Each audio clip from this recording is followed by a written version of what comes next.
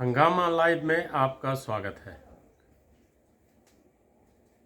आज हम चर्चा करते हैं बिहार विधानसभा चुनाव को लेकर। चर्चा इस बात को लेकर है कि चुनाव आयोग ने बिहार में इस बार 2 चरणों में चुनाव करने की क्यों ठानी।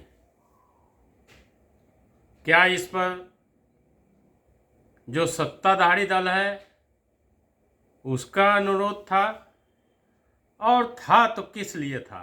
क्योंकि पिछले कई चुनाव को आप देखेंगे तो 2020 का चुनाव 3 चरण में हुआ, 15 का चुनाव 6 चरण में हुआ, उसके पहले का चुनाव 90 का चुनाव 5 चरणों में हुआ।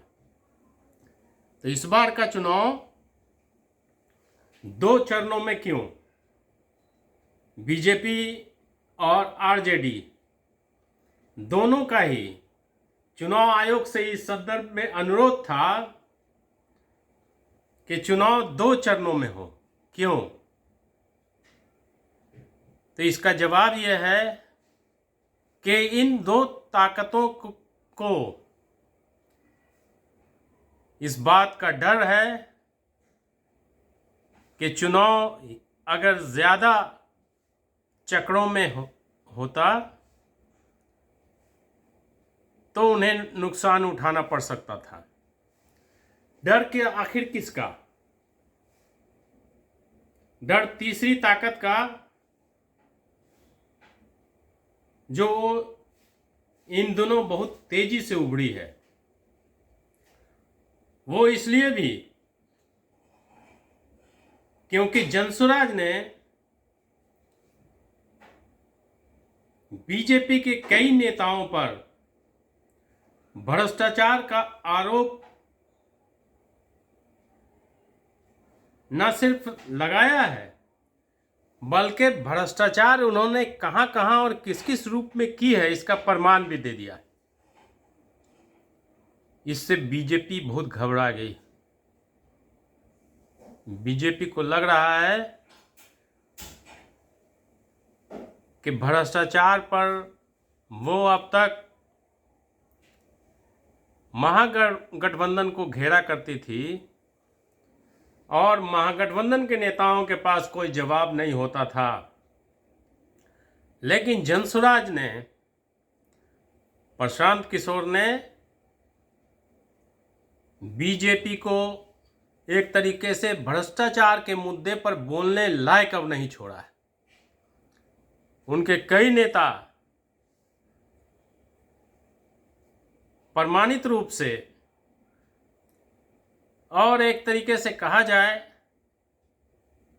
तो आरोप प्रथम दृष्टया लगता है कि ऐसा हुआ होगा, चाहे वो बीजेपी के प्रदेश अध्यक्ष जायसवाल हो, दिलीप जायसवाल, चाहे संजय जायसवाल हो या मंगल पांडे। जनता के बीच इस बात को लेकर चर्चा शुरू हो गई है कि बीजेपी का भी तो भ्रष्टाचार कम नहीं है। इसलिए विधानसभा का चुनाव 2 चरणों में कराने की मांग चुनाव आयोग से बीजेपी ने की। राजद ने भी 2 चरणों में चुनाव कराने की मांग की। लेकिन जैसा सभी लोग जानते हैं कि चुनाव आयोग, चूंकि केंद्र में बीजेपी की सरकार है और कहीं न कहीं चुनाव आयोग को बीजेपी का नज़दीकी माना जाता है, विभिन्न विपक्षी दलों का यही आरोप भी है। इसलिए चुनाव आयोग बीजेपी के मांग को मानने में तैयार हो गई और 2 चरणों में चुनाव हो रहा है। 6 तारीख और 11 तारीख को मतदान होगा और 14 को उसकी गिनती होगी। इसलिए ये जो 2 चरण में चुनाव हुआ है उसमें कहीं न कहीं जनसुराज और प्रशांत किशोर की पार्टी का दबाव भी शामिल है, क्योंकि दोनों गठबंधन को ऐसा लग रहा है कि प्रशांत किशोर उन्हें बड़ा नुकसान पहुंचा सकते हैं, क्योंकि दोनों गठबंधन को पिछले 2020 के चुनाव में 37% के लगभग में वोट मिले हैं। अभी भी 28% वोटर ऐसा है जो कि फ्री है, और उसी 28% वोट पर प्रशांत किशोर की नज़र है।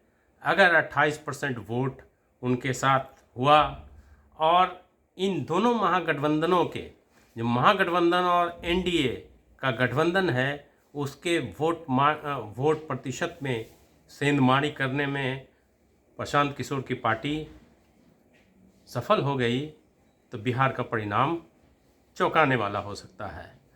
इस विश्लेषण के साथ हम आपसे आज हंगामा लाइव के इस एपिसोड को यहीं पर विराम देते हैं।